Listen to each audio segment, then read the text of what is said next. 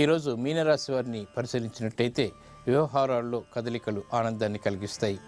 శుభ ప్రయత్నాలు బాగానే కలిసి వస్తాయి.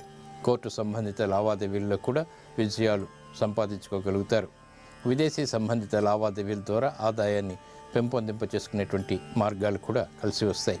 ఈరోజు మీ అదృష్ట సంఖ్య 1, కలిసి వచ్చేటువంటి రంగు తెలుపు, ధరించేటువంటి వస్త్రధారణలో తెల్లటి వర్ణం మేలును కలిగిస్తుంది, శుభాలని ప్రసాదిస్తుంది.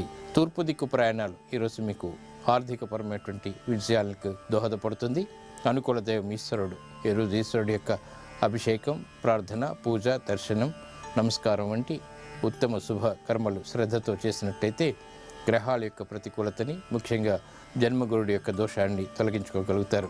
ఇక ఈరోజు శ్రవణ నక్షత్రం మీనలగ్నంలో జన్మించేటువంటి వారికి పంచమాధిపతి అయినటువంటి చంద్రుడి యొక్క మహాదశ లాభస్థితిలో చక్కటి అనుకూలతని ఆ గృహంలో ప్రాప్తింపచేస్తుంది, శుభాలని కలిగిస్తుంది.